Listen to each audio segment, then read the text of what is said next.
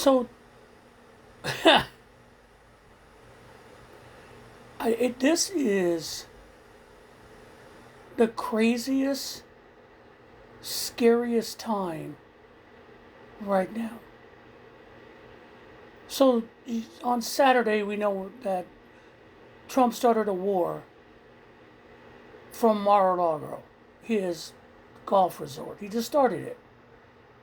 Instead of addressing the American people live, he did a Truth Social post, social media post, which he basically acknowledged some of you may die, but it's a risk I'm willing to take. We're into the military. So they did it. And with Israel, who took special care to hit a hospital and a school, because that's the Israeli way. And all of a sudden, they're shocked, utterly shocked, that that even after killing the head of the government, the Ayatollah Khamenei, that the Iranians reacted the way they did. They're totally shocked. They were absolutely, what? They weren't supposed to do that. We took the head out. Well, no. They had contingency plans, and they hit pretty much every country in the Arabian Peninsula on Saturday in retaliation. They dropped a bomb on the Bahrainian Air Force base, hit a trailer that Air Force men were in without any kind of warning, which tells me that they had no sensors up. They used a drone, and there was no warning, and 6 men are dead, possibly more. And now we get to day 2 on Sunday, kind of the aftermath. Trump doesn't really say anything to America. They're still trumping along. Then come more bombings, more retaliation, and then we get today when people start to talk. Okay. Now, meanwhile, the Iranians are not only they're going after every country in the Middle East because they see they're complicit with America and Israel. They've hit Saudi Arabia, one of their main refinery tanks. They've hit Qatar and their liquid natural gas facility. They have closed the Strait of Hormuz. They have said so. Apparently, they may have shot at a tanker. They are bombing Dubai out of existence. The Iron Dome is great for ballistic missiles, but sucks with drones. So Tel Aviv is getting pommeled. Oh yeah, and then Hezbollah, which is a arm of Iran, a terrorist group, just launched missiles into northern Israel. So Lebanon's involved because they also dropped a drone on a British military base in Cyprus that caused damage. It is an all-out motherfucking Middle East war that not even the War of 48 or the War of 68 look like this. No, not even. This is a free fucking for all now. And then comes who did what to whom. Now first, the President of the United States still has not addressed America and why he did what he did.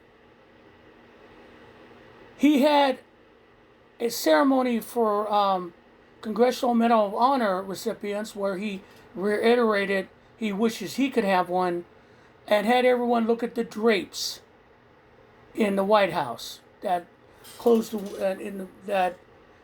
and then talked about how beautiful the ballroom he was going to build. Then he gave out the awards. Then, when asked about it, he just kind of dismissed everything. Pete Hegseth, the Secretary of Defense, is absolutely clueless. There is no objective. There will be no rules of engagement. Who goes into a battle without a rules of engagement? Who goes into battle without a plan? Pete Hegseth apparently, because he thinks that's weak. And even when the chief of staff, the Joint Chiefs of Staff was trying to explain it, Hegseth interrupted him. When pressed about it, he got pissy with the reporter. Why? Because he's an incompetent ass. He thinks this is a Fox News segment. And men dying are just names on a computer. Call of Duty. But then the worst one was Marco Rubio today. The Secretary of State, the chief diplomat, was talking like some kind of whacked out war minister. And then he gave away the truth. That the reason that I hate to say that, Trump struck Iran first was because they were told by Israel they were going to attack Iran. And then Iran would respond. And so the United States responded first in order because the Iranians were going to strike. It was Israel's strike and Israel was going to strike. That is the most unbelievable group of circle of fucking logic I've heard in my life. That would get an F in a logic class, okay? It's an excuse to say Israel talked us into it. Benjamin Netanyahu dog-walked the entire Trump administration to do his bidding. Okay? Simple as that. AIPAC owns Congress, and they're going to get them to sign off on this. Again, when did we become Israel's bitch?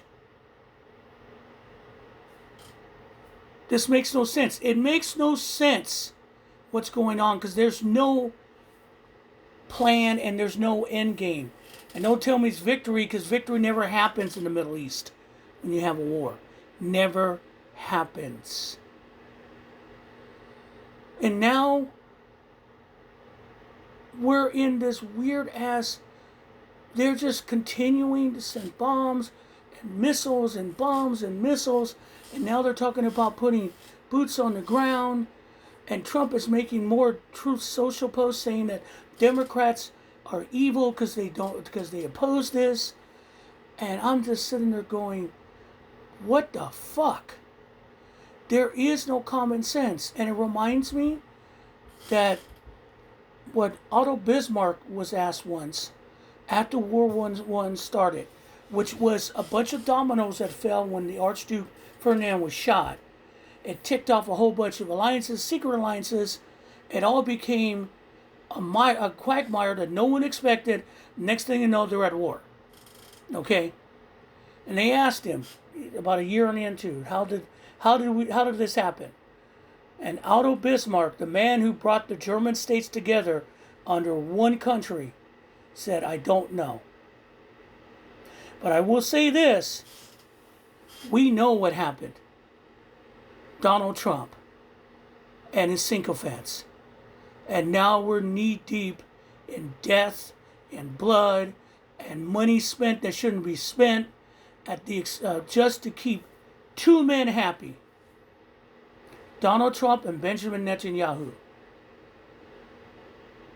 All right. I don't know how we get out of it because Mike Johnson is going to close down Congress so there can't be a War Powers Act. I don't know what's going to be the next step. Literally, we're hanging on while the madman is driving the bus down a hill and saying, oh, looks like the brakes failed. Ha ha. God help us all. Hang in, guys. We just got to keep calling it out. And if you find out one of your primary people who are, as the primaries come up, if you find a candidate that's taking money from AIPAC, don't vote for them.